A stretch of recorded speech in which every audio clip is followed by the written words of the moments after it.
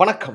ഇസ്രായേലിന്റെ അതിഭീകരമായിട്ടുള്ള ചാരസംഘടനയാണ് മൊസാദ് എന്ന് നമുക്ക് എല്ലാവർക്കും അറിയാലോ. ഈ മൊസാദിന്റെ ഒരു പ്രത്യേകത എന്ന് പറഞ്ഞാൽ നമ്മുടെ ലാലേട്ടൻ പറയുന്നത് പോലെ നീ കഴുകനെ പോലെ ഉയർന്നു പറന്നാലും നക്ഷത്രങ്ങൾക്കിടയിൽ കൂടുകൂട്ടിയാലും ഏതമ്മയുടെ ഗർഭപാത്രത്തിൽ പോയി ഒളിച്ചാലും നിന്നെ ഞാൻ പുറത്തു കൊണ്ടുവരും എന്ന് പറഞ്ഞതുപോലെയാണ് മൊസാദിന്റെ കാര്യം എന്ന് പറയുന്നത്.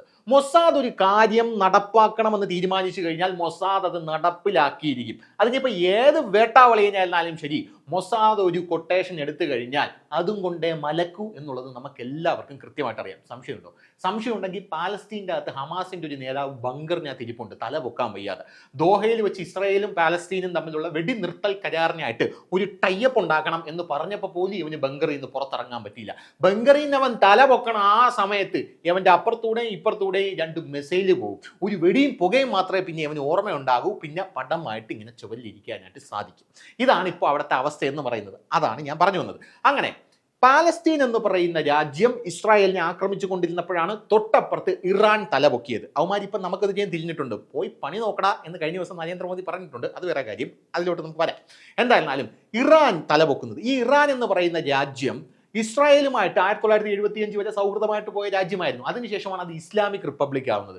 ഇസ്ലാമിക് റിപ്പബ്ലിക് ആയ ശേഷം ഇറാൻ ഇസ്രായേലിന്റെ ഏറ്റവും വലിയ ബദ്ധശത്രുവായി വലിയ രീതിയിൽ താഴെ പാലസ്തീൻ, അപ്പുറത്ത് സിറിയയുടെ ഹൂതി വിമതർ എന്ന് പറഞ്ഞൊരു ടീമുണ്ട്, മുകളിൽ ലെബനൻ ഉണ്ട്, ഹിസ്ബുള്ള. യുമാർക്കെല്ലാം, പിന്നെ പാലസ്തീനിൽ ഇസ്ലാമിക് ജിഹാദ് സംഘടന എന്ന് പറഞ്ഞ വേറൊരു സംഘടനയൊക്കെ ഉണ്ട്. യുമാർക്കെല്ലാം ഇറാൻ ഫണ്ട് ചെയ്ത് ഇസ്രായേലിനെ വളഞ്ഞിട്ട് ആക്രമിക്കാനായിട്ട് തുടങ്ങി. എന്തായിരുന്നാലും ഇത്തവണ പൂരം തുടങ്ങിയതല്ലേ എന്ന് പറഞ്ഞുകൊണ്ട് ഇസ്രായേൽ എന്ത് ചെയ്തു? പാലസ്തീനിലെ ഹമാസിനെ ഒരു മൂലയ്ക്ക് അടിച്ചൊതുക്കി ഷെഡിൽ കയറ്റിയ ശേഷം നേരെ ഹിസ്ബുള്ള ഭീകരർക്ക് നേരെ തിരിഞ്ഞു.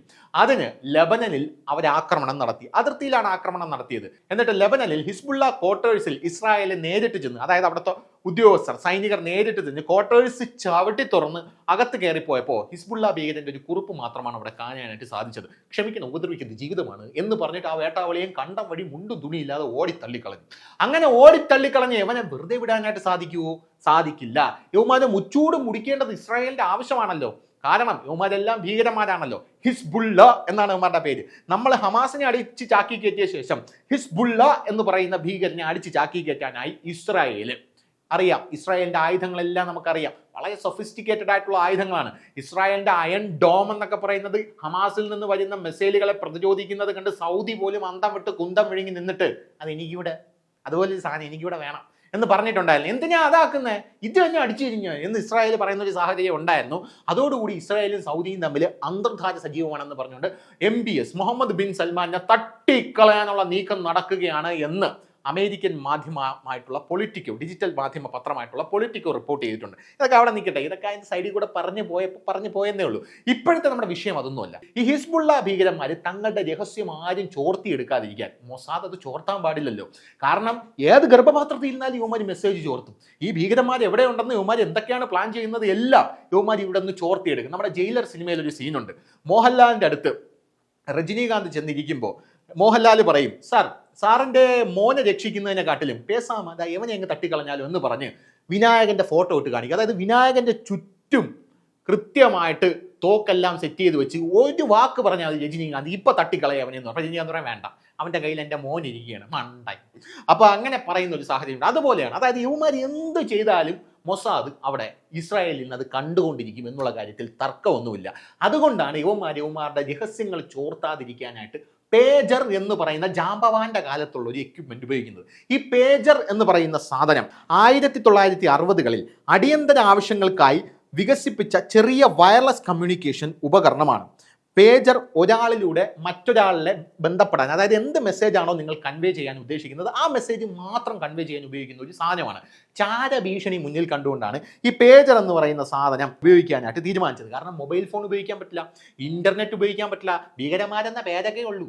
നവീന ശിലായുഗത്തിലാണ് ഇപ്പോഴും ജീവിക്കുന്നത്. അങ്ങനെ ഒരു കാര്യങ്ങൾ ഉപയോഗിക്കാൻ പറ്റില്ല. അങ്ങനെ എന്തെങ്കിലും ഉപയോഗിച്ചു കഴിഞ്ഞാൽ എന്ത് ചെയ്യും? ഇസ്രായേൽ അത് ചോർത്തിയെടുക്കും.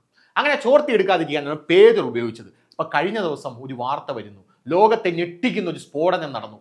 ലെബനനിൽ അങ്ങോളം ഇങ്ങോളമുള്ള ഹിസ്ബുള്ള ഭീകരരുടെ കയ്യിലിരിക്കുന്ന മുഴുവൻ പേജറുകളും ഒരേ സമയം നമ്മുടെ തുപ്പാക്കി സിനിമയിൽ വിജയ് ഒരേ സമയം 9 ഭീകരരെ ഷൂട്ട് ചെയ്യുന്നത് പോലെ ഒരേ സമയം ഒരുമിച്ച് പൊട്ടിത്തെറിക്കുന്നു. 3000 പേർക്ക് പരിക്കേൽക്കുന്നു. 9 ഹിസ്ബുള്ള ഭീകരരുടെ ഹൂറികളുടെ അടുത്തേക്ക് പറന്നു പോകുന്നു. ലോകം ഞെട്ടുന്നു. എന്താണിത് നടക്കുന്നത് എന്ന് അറിയാനായിട്ട് സാധിക്കുന്നില്ല.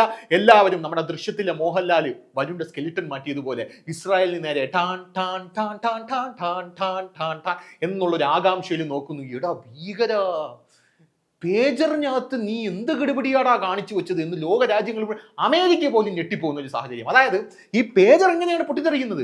ഇനി ആർട്ടിഫിഷ്യൽ ഇന്റലിജൻസ് ആണോ, അല്ലെങ്കിൽ എന്തെങ്കിലും കോഡ് ഭാഷ ഇസ്രായേലിൽ ചെയ്തതാണോ, മൊസാദിന്റെ കയ്യിൽ എന്ത് മായിക വിദ്യയാണുള്ളത് എന്നുള്ള അതിഭീകരമായിട്ടുള്ള ആകാംക്ഷ നിലനിൽക്കുകയാണ്. ഒരേ സമയത്ത് എല്ലാ പേജറും പൊട്ടിത്തെറിക്കുകയാണ്. എങ്ങനെയാണ് പേജർ പൊട്ടിത്തെറിക്കുന്നത്? ലിഥിയം ബാറ്ററിയാണ് അതിനകത്ത് ഉപയോഗിക്കുന്നത്. ലിഥിയം ബാറ്ററി എന്ന് പറയുന്നത് ചൂടാകാനും തീ പിടിക്കാനും കഴിവുള്ള ബാറ്ററിയാണ്. അങ്ങനെയായിരുന്നാലും ആ ലിഥിയം ബാറ്ററി ഇത്ര ഭീകരമായിട്ട് പൊട്ടിത്തെറിക്കുമോ? അല്ലെങ്കിൽ ഈ പേജർ ഏത് സമയത്ത് മേടിച്ചതാണ്? ഇതെല്ലാം നിങ്ങൾ മേടിച്ചത് പുതിയ പേജറുകളാണോ അല്ലെങ്കിൽ പഴയ പേജറുകളാണോ നിങ്ങൾ ഉപയോഗിക്കുന്നത് എന്നൊക്കെയുള്ള ചർച്ചകൾ ഇപ്പോൾ സമൂഹ മാധ്യമത്തിൽ സജീവമായി വന്നുകൊണ്ടിരിക്കുകയാണ്. ഈ പേജർ എന്ന് പറയുന്ന സാധനത്തിന്റെ ഏറ്റവും വലിയ പ്രത്യേകത എന്ന് പറയുന്നത് അതിനെ ഇന്റർനെറ്റുമായിട്ട് ബന്ധിപ്പിക്കാൻ സാധിക്കില്ല എന്നുള്ളതാണ്. അങ്ങനെ ഇന്റർനെറ്റുമായിട്ട് ബന്ധിപ്പിച്ചാലല്ലേ ഈ ഹിസ്ബുള്ള ഭീകരരുടെ സകല വിവരങ്ങളും ചോർന്നു പോകും. ഈ ഇന്റർനെറ്റുമായിട്ട് ഈ സാധനത്തിനെ ബന്ധിപ്പിക്കാൻ സാധിക്കില്ല. ബന്ധിപ്പിക്കാൻ സാധിക്കാത്തത് കൊണ്ട് തന്നെ ഇത് സേഫ് ആണെന്ന് പറഞ്ഞ് യുവമാർ ഉപയോഗിച്ചുകൊണ്ടിരുന്നതാണ്. നേരെ ഷഡ്ഡിയുടെ ഇടയിലൊക്കെ തിരികെ വെച്ച് കാണും. പൊട്ടി തെറിച്ച് കാണും. പറയാതിരിക്കാമോ, ഇനി ഹൂറിയുടെ അടുത്ത് പോയിട്ട് ഒരു ആവശ്യമില്ലല്ലോ എന്നാണ് സമൂഹ മാധ്യമങ്ങളൊക്കെ ട്രോള് വരുന്നത്. അത് വേറെ കാര്യം. അങ്ങനെ തെറിച്ച് ചഞ്ഞം പിഞ്ഞുമായി പോയി എന്നാണ് അറിയാനായിട്ട് സാധിക്കുന്നത്. സാധാരണയായി കാണുന്ന സൈബർ ആക്രമണങ്ങളിൽ നിന്നും ചാര നിരീക്ഷണ ശ്രമങ്ങളിൽ നിന്നും ഒരു പരിധിവരെ ഈ പേജർ സുരക്ഷിതമാണെന്ന് വിചാരിച്ചു കൊണ്ടിരുന്നതാണ്. പക്ഷേ ഹിസ്ബുള്ള ഭീകരർ ഇസ്രായേലിനെ അണ്ടർ എസ്റ്റിമേറ്റ് ചെയ്തു എന്നുള്ളതാണ് പ്രധാനപ്പെട്ട ഒരു കാര്യം എന്ന് പറയുന്നത്. ഇതിൽ ഈ സംഭവം നടത്തിയത്, ഇസ്രായേലാണ് ഈ സംഭവം നടത്തിയതെന്ന് ലെബനനിലെ ഭരണാധികാരി പറഞ്ഞിട്ടുണ്ട്. ലെബനനിലെ പ്രധാനമന്ത്രിയായിട്ടുള്ള നജീബ് മിക്കാത്തിയാണ് അടിയന്തര മന്ത്രിസഭാ യോഗം വിളിച്ചു. ഒരു കാര്യം ആലോചിച്ചു, ഭീകരന്മാരെ കൊന്നു കഴിഞ്ഞാൽ അടിയന്തര മന്ത്രിസഭാ യോഗം വിളിക്കും. അതാണ് അവന്മാരെ നാടെന്ന് പറയുന്നത്. അടിയന്തര മന്ത്രിസഭാ യോഗം വിളിച്ചിട്ട് ഇത് ഇസ്രായേലാണ് ചെയ്തതെന്ന് പറയുന്നത്. പക്ഷെ എങ്ങനെ ചെയ്തു? ആർക്കറിയാം? ഇത് ഒരു തെളിവുമില്ലാതെ, ഒരു ലൂപ്പ് ഹോളും ഇല്ലാതെ ക്ലീൻ ആയിട്ട് 3000 പേരെ അടിച്ചു പൊട്ടിച്ച് കൈ കൊടുത്തു എന്നുള്ള രീതിയാണ് ഇസ്രായേൽ അവലംബിച്ചിരിക്കുന്നത്. ഇപ്പോൾ ഇവർ പറയുന്ന ഒരു ടെക്നിക്ക് എന്ന് പറയുന്നത്, അല്ലെങ്കിൽ ഇസ്രായേൽ പ്രയോഗിച്ചിരിക്കാം എന്ന് ഇവർ മനസ്സിലാക്കുന്ന ഒരു ടെക്നിക്ക് എന്ന് പറയുന്നത്, പ്രത്യേക ചിപ്പുകൾ ഘടിപ്പിച്ച പേജറുകളിലേക്ക് ഡ്രോൺ മുഖേന പ്രത്യേക തരംഗങ്ങൾ അയച്ച് അപകടം സൃഷ്ടിച്ചതാകാനുള്ള സാധ്യതയുണ്ട്. ഒന്ന് ആലോചിച്ച് നോക്ക്. പ്രത്യേക ചിപ്പ് ഘടിപ്പിച്ചൊരു പേജർ ഉണ്ടാക്കുക ഇസ്രായേൽ, അതിനുശേഷം അത് ഹിസ്ബുള്ള ഭീകരരെ കൊണ്ട് അവരറിയാതെ പർച്ചേസ് ചെയ്യിപ്പിച്ചിട്ട് അവിടേക്ക് ഒരു ഡ്രോൺ പറത്തിവിടുക. ആ ഡ്രോണിലെ തരംഗങ്ങൾ ഉപയോഗിച്ച് പേജറിനെ ആക്ടിവേറ്റ് ചെയ്ത് തീർക്കുക. എല്ലാണത്തെ ഞാൻ അടിച്ചു കീറുക. ഒരിറ്റ് ചോര പോലും, സൈനികളുടെ ചോര പോലും ഇസ്രായേലിൽ നിന്ന് പൊടിയുന്നില്ല. യവന്മാരെല്ലാം കാലപുരുക്കി പോവുകയും ചെയ്യും. ഇതിലൊക്കെ ഇസ്രായേലിനെ കണ്ടുപിടിക്കണം. സത്യം പറഞ്ഞാൽ അത് കേൾക്കുമ്പോൾ രോമാഞ്ചം വന്നുള്ളൂ. അമ്മാതിയാണ് ഇസ്രായേൽ ഈ പണിയെടുത്തിരിക്കുന്നത്. പിന്നെ രണ്ടാമതൊരു പ്രധാനപ്പെട്ട കാര്യം എന്ന് പറയുന്നത്, രണ്ടാമത്തെ ഒരു സാധ്യത യവന്മാർ ഇതിനകത്ത് പറയുന്നത്, ഹിസ്ബുള്ള അംഗങ്ങൾ ഉപയോഗിക്കുന്ന എല്ലാ പേജറുകളും ഇപ്പോൾ ഇറക്കുമതി ചെയ്തതാണ്. അതും ഇസ്രായേലിന്റെ വലിയൊരു ടെക്നിക്കാണ്. അതായത് ഇപ്പോൾ ഇറക്കുമതി ചെയ്യുന്നത്, അതായത് യവന്മാർ എപ്പോൾ പേജർ ഇറക്കുമതി ചെയ്യും, എപ്പോൾ ഉപയോഗിക്കും, ഇതെല്ലാം, അതായത് ഹിസ്ബുള്ള വിചാരിച്ചിരിക്കുന്നത് നമ്മൾ ഫ്രീ ആണെന്നാണ്. അങ്ങനെയല്ല. എല്ലാ എണ്ണവും ഇതാ മൊസാദിന്റെ കൈക്കുള്ളിലാണ്. നീയൊക്കെ എപ്പോൾ എന്തൊക്കെ ചെയ്യുന്ന അമ്മമാർക്കറിയാം. പേജർ വാങ്ങിക്കാനുള്ള സമയം കണ്ടെത്തി അത് ഇസ്രായേലിൽ നിർമ്മിച്ച പേജർ അയച്ചു കൊടുത്ത് അത് പൊട്ടിത്തെറിപ്പിച്ച് എല്ലാ എണ്ണത്തിനെയും കാലപുരിക്ക് അയച്ചിരിക്കുകയാണ്.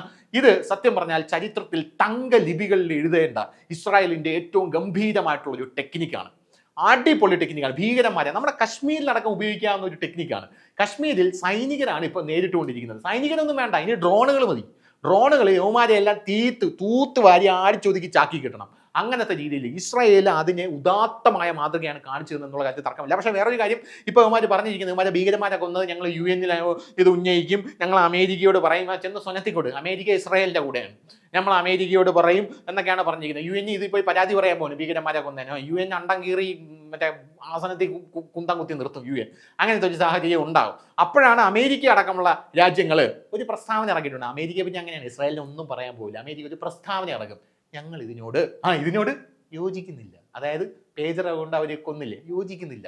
ഇങ്ങനെ കൊല്ലരുതായിരുന്നു, അവന്മാർ ഇഞ്ച ചതച്ചു കൊല്ലുന്നത് പോലെ കൊല്ലണമായിരുന്നു എന്നതാണ് അമേരിക്കയുടെ നിലപാടെന്ന് പറയുന്നത്. അപ്പോൾ ഇസ്രായേലിൻ്റെ നൂതന ടെക്നിക്ക് കണ്ട് അന്തം വിട്ട് കുന്തം വിഴുങ്ങി നിൽക്കുകയാണ് ഇപ്പോൾ ലോക രാജ്യങ്ങൾ മുഴുവനും. ക്ലിയർ ആയില്ലേ? അപ്പോൾ ശരി.